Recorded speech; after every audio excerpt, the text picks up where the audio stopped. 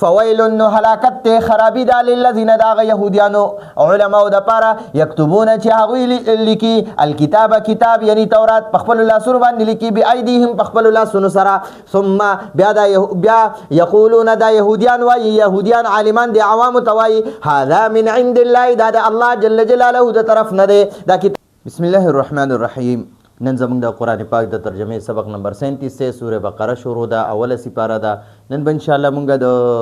78 آیات نه واخله تر 82 آیات پورې 15 آیاتونه وایو 78 بیا 79 یعنی 89 78 79 80 81 82 دا 15 آیاتونه به وایو او رکوع نمبر 9 ده اول تلاوت کو بیا به لفظي ترجمه او مختصر تفسیر کو أعوذ بالله من الشيطان الرجيم بسم الله الرحمن الرحيم ومنهم أميون لا يعلمون الكتاب إلا أماني وإن هم إلا يظنون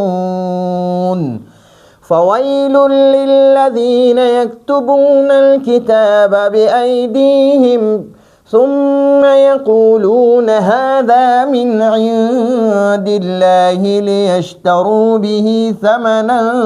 قليلا فويل لهم مما كتبت أيديهم وويل لهم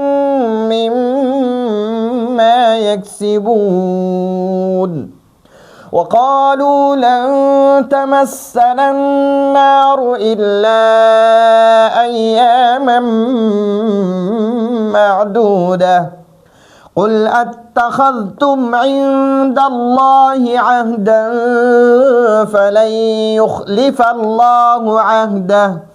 فلن يخلف الله عهده أم تقولون على الله ما لا تعلمون بلى من كسب سيئة وأحاطت به خطيئته فأولئك أصحاب النار هم فيها خالدون والذين آمنوا وعملوا الصالحات أولئك أصحاب الجنة هم فيها خالدون صدق الله العظيم ومنهم او د هغوینا زنی بعضی د یهودیانو یعنی د یهودو کې د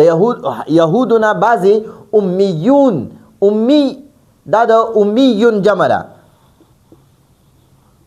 امیون جمع امیون راځي امیون معنا ده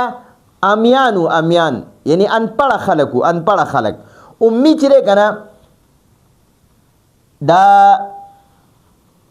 منسوب الى الام یعنی مور طرف ته نسبت ده د امی هغه چاته وي لکه څنګه چې ماشوم د مور نه پیدا شي او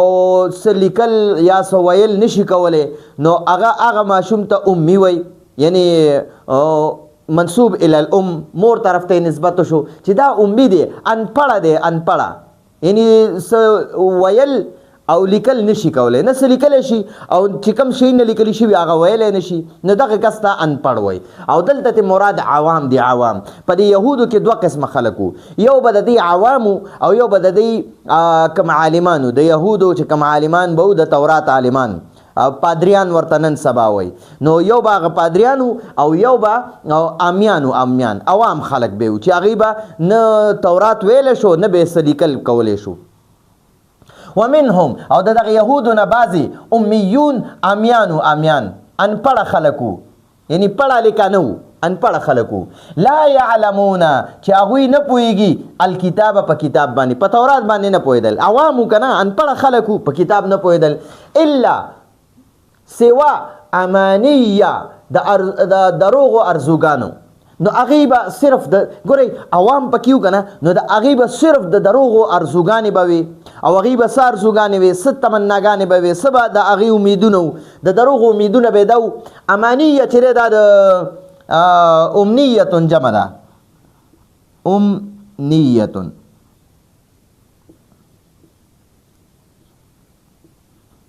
امنیه دا امید ته وای، امید ته، آرزو ته وای، خواهش ته وای، خواهش، آرزو خواهش. نو د دې امانیه چې د جمع راځي، د امنیتون جمع امانیه راځي، امانیه ارزوګانی تمناګانی وي، امیدونه د دې سو د یهودو چې کوم عالمانو د عوامو ته وي، د یهودو عوامو ته وي، ان پړو خلکو ته وي وای ګوره زمونږه تورات اخیری کتاب دی، قیامت پورې بل کتاب ناراضي، او موسی علی السلام اخیری پیغمبر دی، قیامت پورې بل نبی ناراضي، یعنی عیسی علی السلام به مرته یادو چې دام د الله پیغمبر نه دی، او نبی اخر الزمان صلی الله علیه وسلم به ورته یادو چې دا پیغمبر نه دی، اخیری پیغمبر موسی علی السلام دی، او اخیری کتاب تورات دی، او بل ورته دا وی چې صرف او صرف یهود چې دي کنه یهودیان دی به جنت ته ځي، نور هیڅوک جنت ته نشي تللی، نه دا مسلمانان تللی شي، نه د دې نعوذ بالله پیغمبر تللی شي. نبی علیہ السلام به ورته یادو دا مدینه منوره کې چې د نبی علیہ السلام په زمانه کې کم یهودیانو دی به دا خبرې کولې، د هغې علما او پادریانو به دا خبرې کولې، لکه څنګه پکې عبدالله ابن سوریا او عبدالله ابن سوریا دا د یهود او عالمو، او دبا د تورات چې کوم احکاماتو لکه د رجم آیاتونه هغه به پټول، عبدالله ابن سوریا نو دا سړی پکې عالمو د یهودو د تورات عالمو، نو د به خلکو ته دا په دې خلکو کې به دا امید پیدا کولو، دی کې به دا خواهش پیدا کولو، تمنا به ورله ورکوله، ارزوګانو به ورله پیدا کول، او د دروغ ارزوګانې د دروغ بکواسات به ورته کول چې یاره دا د تورات اخیری کتاب دی، قیامت پورې بل کتاب نه راځي، نه انجیل د کتاب د الله کتاب دی، نه زبور د الله کتاب دی، او نه چې قرآن مجید د الله کتاب دی، دا دروغ به دی عوامو ته وي. نو دوی به مونږ دغه ارزوګانې وي چې یاره مونږ خو اور ته تللی نه شو، زمونږ مشران چې هغه د پیغمبرانو اولادو، مونږ د پیغمبرانو اولاد یو، او زمونږ د کچرته مونږ یو څو ورځو له اور ته لاړم شو نو واپس پروزو، نو هغه به انشاءالله د وقالو لن تمسنا النار کې درته وایم. نو دلته کې د عوامو دا امیدونو، دا خواهشاتو، دا ارزوګانې به وي، د دروغو ارزوګانې به وي چې یاره ګورې بس صرف مونږ به جنت ته ځو، او صرف مونږ په صحیح دین باندې یو، یعنی په د یهودو په مذهب باندې، وایي د یهودو مذهب وایي صحیح مذهب دی، او بالکل دا د زمانه کې منسوخ شوی دی چې قرآن پاک راغی او نبی آخر الزمان صلی الله علیه وسلم راغی، نو تورات، زبور، انجیل او څومره آسمانی کتابونه په هغې ایمان به باقي وي، خو هغه منسوخ دي، هغې باندې څوک عمل به نه کوي، د هغې په احکاماتو به عمل نه کوي، بلکې صرف په قرآن به عمل کوي، او نور پیغمبرانو باندې به ایمان راوړي، خو منې او تابعداري او اتباع به صرف د محمد صلی الله علیه وسلم کې. دا صحیح خبره ده، خو د دې د عوامو باندې ومنهم او د یهودو د یهودو کې بعضې، په د یهودو کې بعضې امیون امیانو، په د منهم کې دا من چې دی که نه دا تبعیضیه دی، د دې معنی ده بعضې، او د هم معنی ده هغه یهود، په د یهودیانو کې بعضې امیون امیانو، انپړو، لا یعلمون الکتاب، لا یعلمون فعل مضارع جمع مذکر غایب صیغه ده چې هغوی به نه پوهېدل، هغوی نه پوهېږي الکتاب په کتاب، یعنی تورات، کتاب نه مراد دلته تورات دی، الا سوا بغیر امانیه د دروغ ارزوګانو، همدغه ارزوګانې وي چې دا تورات اخیری کتاب دی، بل کتاب نشته، موسی علیه السلام اخیری کتاب دی، اخیری پیغمبر دی، بل پیغمبر نشته دی، او صرف یهودیان به جنت ته ځي، نور څوک نشي تللی. وان او ندی هم هغوی، او هغوی ندی الا مگر یظنون، هغوی ګمان کوي. نو کله چې ان راشي، ان او الا راشي په یو جمله کې، ان او الا راشي کنه، نو د دې معنی وي چې هغوی صرف دا کار کوي، یعنی هغوی صرف ګمان، دا هغوی صرف ګمان دی. وان هم او هغوی ندی الا مگر دی یظنون، ګمان کوونکي، هغوی صرف ګمان کوي چې یاره دا ګمان دی، د هغې صرف دا ځوان دی، دا ګمان دی چې یاره صرف مونږ یهودیان به جنت ته ځو، نور څوک نشي تللی، دا د هغې صرف ګمان دی. ټیک شوه؟ فویلن نو خرابی ده، هلاکت ده، تباهی ده، بربادی ده. او دلته کې د ویلن معنا تفسیر جلالین کړی ده شدت العذاب، سخترین عذاب بوي، نو د ویلن اصل معنا ده هلاکت، او ویل چې ده ویل کنه، ویل دا د جهنم، دا ویل په جهنم کې یو کنده ده، ویلون دا په جهنم کې یوه کنده ده چې ټول جهنم روزانه څو زره ځل د دې جهنم نه پناه غواړي. بعضو حدیثو کې راځي 400 ځل دا ټول جهنم د دې ویل کندې نه پناه غواړي. او دا دومره ډوبه کنده ده د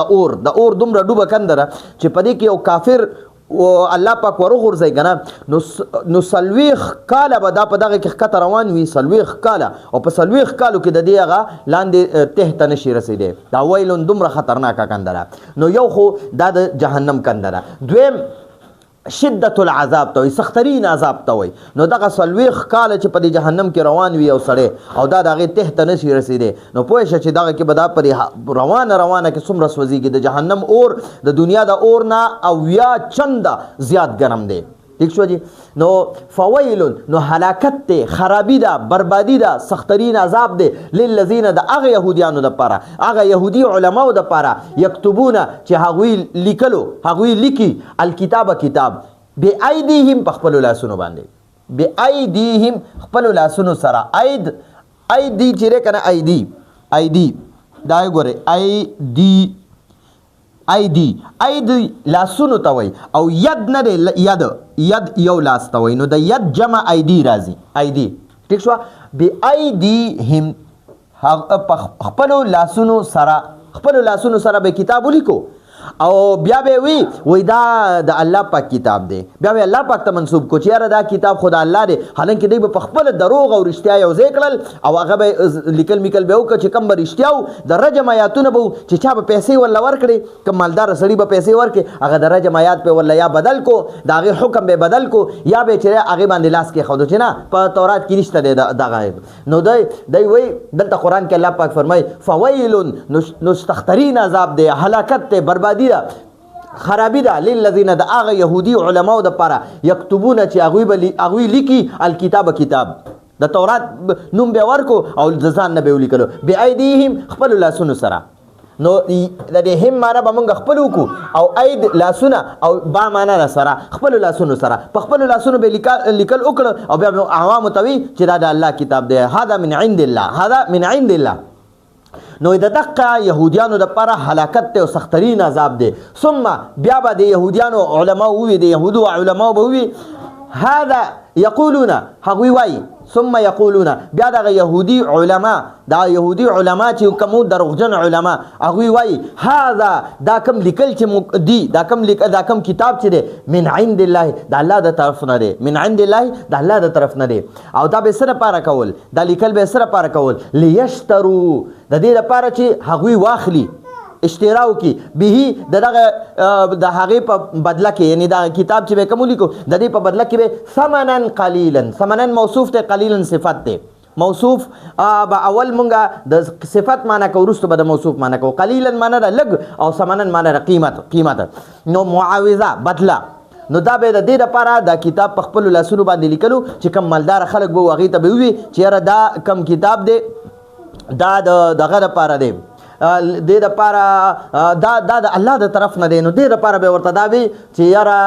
د دې د وجې نه زه د دوی نه پیسې واخلم. نو دا ډېر سپي خلک و رشوت پې واغستو کتاب کې به تبدیلي وکړه تحریف به پکې وکړو. نو لیشترو دا لیکل به د خپل ځان طرف نه به دا کتاب لیکل د دې د وجې د کول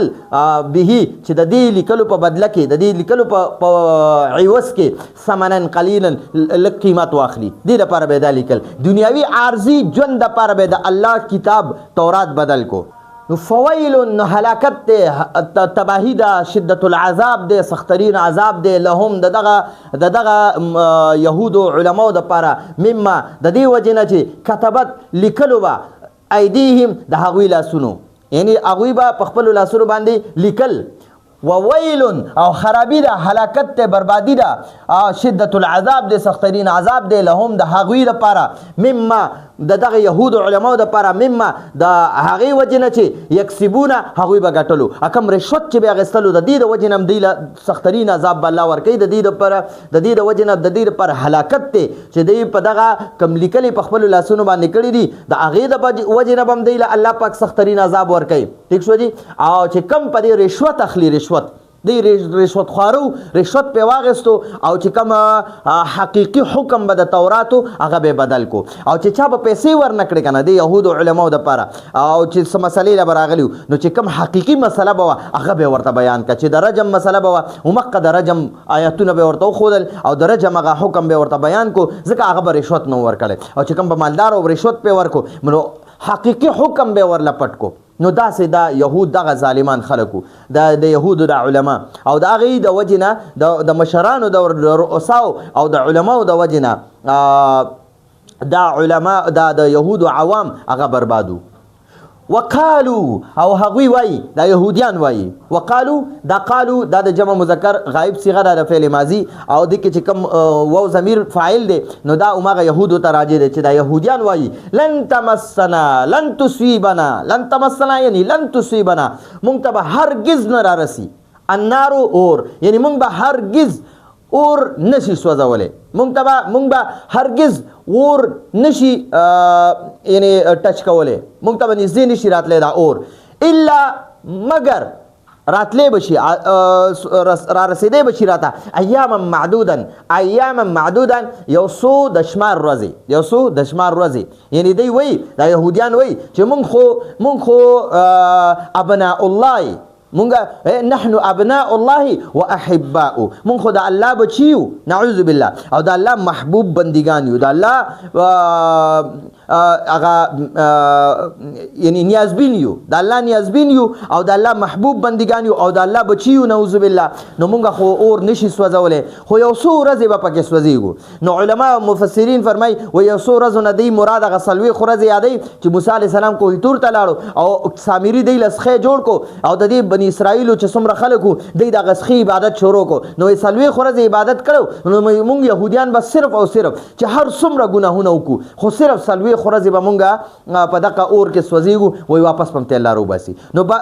اکثر مفسرین دغه فرمایي د ایام معدودتا نه مراد دغه دی او بعض مفسرین فرمایي حضرت عبدالله ابن عباس رضی الله عنه تفسیر ابن کثیر کې فرمایي وایي دی یهودیان وایي چې د دنیا ټوله زندگی 9000 کاله ده د دنیا ټوله زندگی وای 9000 کاله ده او وای د یو 1000 کالو په بدله کې به موږ له یو ورځ سزا راکړي جهنم کې به هم سوځي نو وای 9000 کاله دي وای موږ به صرف اوه ورځې په جهنم کې سوځېږو دا د یهودو دغه د یهودو علماو به د عوامو ته دغه خواهشات او دغه ارزوګانې او دغه تمناګانې اورولې نو دوی هم په دقه تمنا کې نو دوی وایي وقالو او د یهودیان وایي د یهودیانو به وایي لن تمسنا النار موږ به هرګز لن معنا ده هرگز نه تمسنا دا د جمع متکلم صيغه ده مونږ ته به هرگز نه رارسي تمسنا معنا ده تصيبنا مونږ ته به هرگز نه رارسي النار اور مونږ ته به نږدې نه راځي سوځول خو پرې دوا نږدې به راته نه رارسي الا ایاما معدوده مگر یو څو د شمار ورځې دا به مونږ په جهنم کې سوځېږو واپس پته روزو نو دا دروغ تمناګانې وي قل اوس نبی علیہ السلام ته الله پاک فرمای قل ای زمانه بيجي ته د یهودو ته وایا اتخذتم نو دا اتخذتم دی دا په اصل کې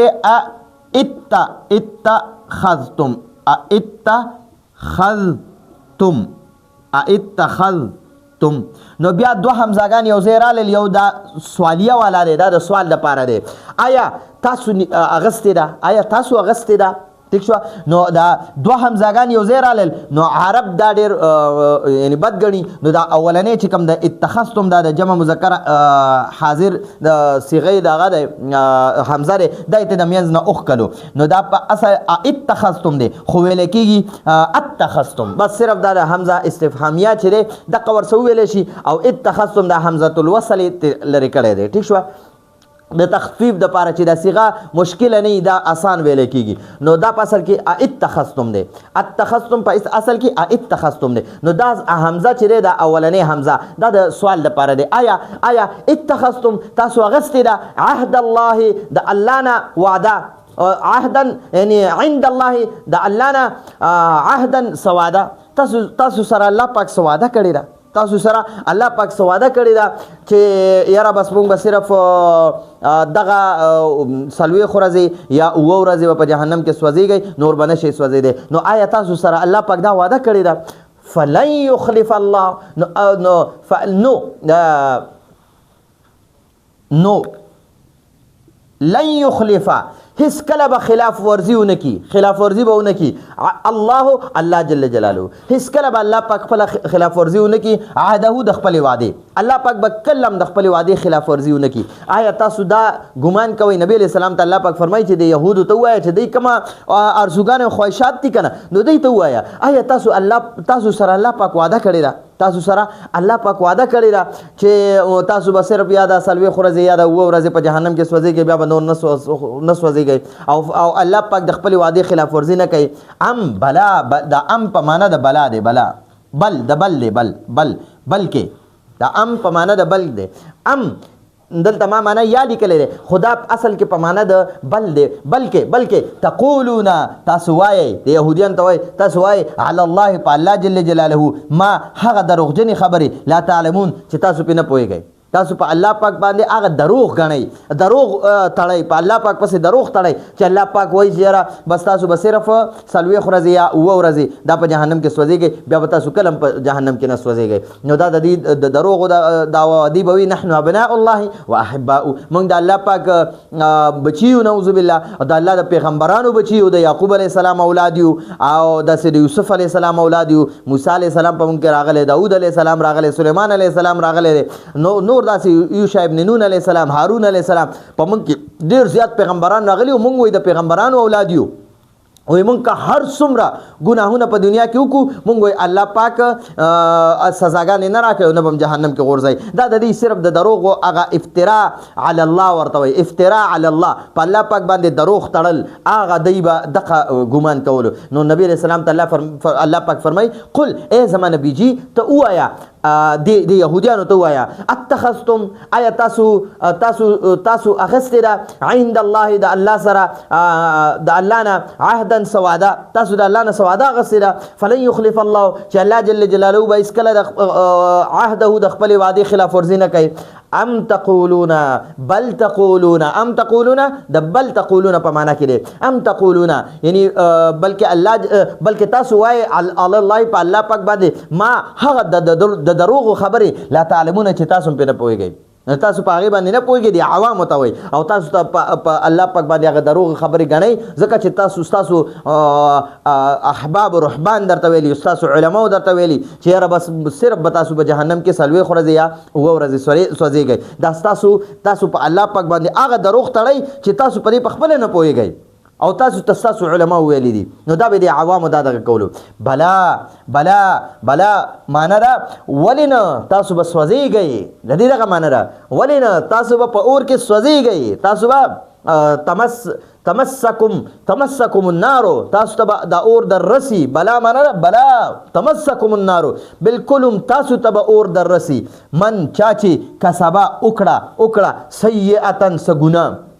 نو دلته د سیئتن مراد کفر او شرک ته او بیا پکې دا ټول ګناهونه راګیر شو قتل هم پکې راغی خو اصل معنی کفر او شرک دی د سیئتن اصل معنی کفر او شرک دی نو د یهودیانو خو کفر هم کړو او شرک هم کړو کفر داري چې د قرآن هم منکر دي د محمد رسول الله صلی الله علیه وسلم هم منکر دي او د عیسی علیه السلام هم منکر دي د انجیل هم منکر دي د صرف موسی علیه السلام او تورات مني نو د نور هر څه نه منکر دي نو دا خو په دغه کفر شو او شرک سو چې دوی د سخي عبادت کړو او دی وخت کې د یهود چې دي د خپل هم دغه بوتان او د یهودیانو خپل یو کم عبادت ته هغه طریقې سره کوي نو دغه شرک هم ته مراد دی نو سیئتن بلا ولنا خامخاب اور سوزی من هغه کس هغه څوک هغه کسان کسبا چې وکړه سیئتن ګناه و احاطت او راګیر کړو نو دلته د سیئتن ګناه د مراد کفر او شرک خو عام دی اخو ته مراد اخو مطلب دی خو دې کې بیا قتل هم راغی چې دی هغه خپل قسم قتل کړو دی څومره قتلونه کوي دا اوس په فلسطین کې وګورئ څومره قتل عام شروع دی همدغه یهودیان کوي همدغه یهود دی بني اسرائیل څوک دی همدغه یهودیان دي کنه قتل عام شروع کړي لبنان کې ایران کې هر طرف ته اسلامي ملکونو کې یمن کې اردن کې عراق کې دا ټول ټول د دې د لاسه متاثره دي. نو دا خلک ګناهونو کې لت پت دي او دوی بیا هم وایي چې یاره مونږه اور نشي سوځولی. نو قرآن کې الله پاک وایي بلا ولې نه ستاسو به ټول نسل اور سوځئ. من چا چې کسبه سیئتا ګناه وکړه او ګناه کې مرته وي دا ټول ګناهونه پکې رالل. و احاطت او راګیر کړو به هغه خطیئته د هغه ګناهونو دا هغه ګناه راګیر کړو. فاولئک نو هم هغوی دي اصحاب النار دوزخ والا. اصحاب معنا ده والا لکه اصحاب المال مال والا او اصحاب الجنه جنت والا. اصحاب النار دوزخ والا. نو دوزخ اوسیدونکي اصحاب النار معنا ده دی دوزخیان دي د دوزخ اوسیدونکي دي. هم چې هغوی به فیها په دغه دوزخ کې هم فیها هغوی به په دغه دوزخ کې خالدون همیشه وي. خالدون دا د اسم فاعل صيغه ده د جمع مذکر سالم. جمع مذکر سالم ٹھیک شو مذکر سالم او هم چې دا د جمع ضمیر دی او فی چې کله فی معنا راکې او دا ها ضمیر دی اور تراجه دی. هم چې دی په دغه اور کې هم دی به په دغه اور کې همیشه وي. دا دوزخیان دا یهودیان دی به همیشه تل تر تله همیشه دی به په دغه جهنم کې سوځېږي. اوس هغه خلک یادوي چا چې ایمان راوړو په الله پاک باندې په پیغمبرانو باندې په محمد رسول الله صلی الله علیه وسلم باندې په قرآن پاک باندې او نیک اعمال یې وکړل. قرآن تلاوت یې وکړو ذکر اذکار یې وکړو 15 وخته منځونه یې وکړه جهاد یې وکړو حج یې وکړو او روژې ونیولې زکات یې ورکړو نور نیک اعمال یې وکړه ګاونډي سره ښېګړه وکړه او چاته تکلیف ورنکو ښکلي اخلاق یې په ښکلې طریقې سره ژوند تیر کو او کور کې د مور پلار قدر احترام درونو خویندو د ښځه بچو د ټولو قدر احترام وکړو هر چا له خپله درجه ورکړه نیک اعمال یې وکړل او ایمان یې راوړی دی. نو دغه خلک به همیشه نو دغه خلک چې کوم دي که نه چې نیک اعمال یې هم کو ګاونډي هم ته خوشحاله مور پلار ته هم خوشحاله ښځه بچي هم ته خوشحاله رونه خویندې هم ته خوشحاله رشته داران هم ته خوشحاله او خوا او شا علاقه کې هم ته خلک خوشحاله او اخلاق هم ښکلي دي او عبادات هم په ټیم کوي. دغه جنتیان خلق دي اصحاب الجنه معنا جنت والا جنتیان هم فيها خالدون دی به همیشه په دغه جنت کې اوسیږي. نو والذین او هغه خلق آمنو چې هغه ایمان راوړو. نو آمنو کې په ارس باندې ایمان راغی. ایمان بالله ایمان بالملائکه ایمان بالکتب ایمان بالرسل ایمان بالغیب ایمان بالجنه ایمان بالجهنم او ایمان بعث بعد الموت ایمان بالخير ایمان بالشر دا ټول پکې شمار شو په آمنو کې. آمنو چې هغه ایمان راوړو وعملوا او هغه عملونه وکړه الصالحات د صالحتون جمع ده او عملو دام جمع ده د عامله جمع عملو دي او دا جمع مذکر غائب دي. آمنوم جمع مذکر غائب صيغه ده د فعل ماضی او صالحات د صالحتون جمع ده صالحتون جمع ده صالحات نیک کارونه وکړه. اولئک هم هغه خلق دي اولئک دام د ذالک او د هذا د دوانو دغه راځي جمع اولئک راځي اولئک هم هغه خلق دي اصحاب الجنت جنت والا اصحاب الجنه جنت والا هم دغه ایمان والا خلق اعمال صالحه والا خلق فيها کې دا ها ضمیر د جنت تراجه دی د جنت تراجه دی چې فيها په د جنت کې به خالدون همیشه وي. نو دا ایمان والا با او عمل صالح والا با همیشه په جنت کې وي او دغه یهودیان او گناهونو والا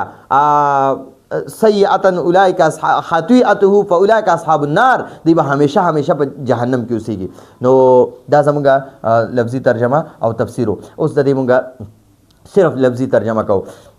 ومنهم او د یهودیانو نه بعضی امیون عوامو ان پړو امیانیو لا يعلمون الكتاب چې هغوی په کتاب نه پوهېدل یعنی کتاب تورات باندې نه پوهېدل الا امانیه سوا د دروغو ارزوګانو وانهم او ندي هغوی الا مگر دی یظنون ګمان کوونکي. نو دا به د دې مونږه ترجمه کوو وانهم الا یظنون هغوی صرف ګمان کوونکي دي. فویل نو هلاکت ته خرابی دا للذین دا یهودیانو علماء د پاره یكتبون چې هغوی لیکي الکتاب کتاب یعنی تورات په خپل لاسونو باندې لیکي بأیدیهم په خپل لاسونو سره ثم بیا یقولون دا یهودیان وایي یهودیان عالمان دي عوام توایي هذا من عند الله دا د الله جل جلاله د طرف نه دی دا کتاب چې دا دی په خپل لاسونو لیکلو عوام توایي دا د الله د طرف نه دی لیشترو د لپاره چې هغوی واخلي به د دې په بدله کې د لیکلو په بدله کې ثمنن قلیلا لقیمت چې دا یهودیانو عالمان د عوامو نه رشوت واخلي فویل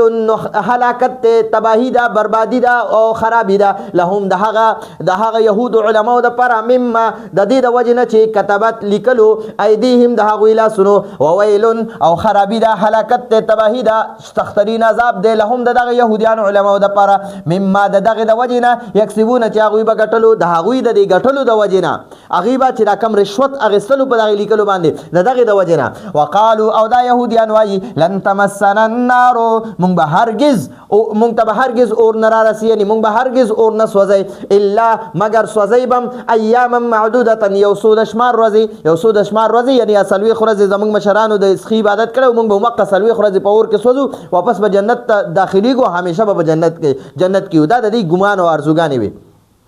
قل اے نبی جی اے محمد صلی الله علیه وسلم تو وایا اتخذتم آیا تد یهودیانو تو وایا اتخذتم آیا تاسو غسترا عند الله دا الله جل جلاله عهدا سوادا تاسو سره الله پاک سوادا کړی دا فلن يخلف الله چې هیڅ کله به الله جل جلاله خلاف ورزي اونکی عهد او د خپل وعده نو آیا تاسو سره الله پاک سوادا کړی چې الله پاک بخپل خلاف ورزي نه کوي د خپل دغه وعده ام یعنی بلکې تقولون تاسو وایي علی الله په الله جل جلاله ما هغه د دروغ خبره لا تعلمون چې تاسو په نه پوهیږئ بلا ولنا تاسو به خامخا سوځيږئ او سوځيږي به خامخا من هغه څوک کسبه چې وی کړه سیئاتن ګناه واحاطت او راګیر کړو به هغه خطیئته داغه ګناه فاولئک نهم هغوی دي اصحاب النار دوزخیان دوزخ والا دوزخ اوسیدون کی هم هغوی با فيها په هغه دوزخ کې خالدون همیشه وي والذین واغ خلق آمنو چې هغوی ایمان راوړو وعملوا او هغوی عملونه وکړه الصالحات نیک عملونه وکړه اولئک هغه خلق دي اصحاب الجنه جنت والا هم هغوی با یعنی دا ایمان والا و عمل صالح والا با فيها په دغه جنت کې خالدون همیشه وي نو امید د تاسو په دې باندې پوه شوي لفظي ترجمه مو شوه او لفظي ترجمه او تفسیر هم ورسره وشو نو خپل دعاګانو کې خصوصیات ساتئ د دې تاسو سکرین شاټ واخلئ او بیا د اغازان سره اون لیکئ یو ځل دوباره واورئ ان شاء الله دا آیاتونه به تاسو ته ترجمه سره ډیر ښکلي یاد شي نو راتلونکي درس پر اجازه غواړو هذا هو المرام والله اعلم بحقیقت الكلام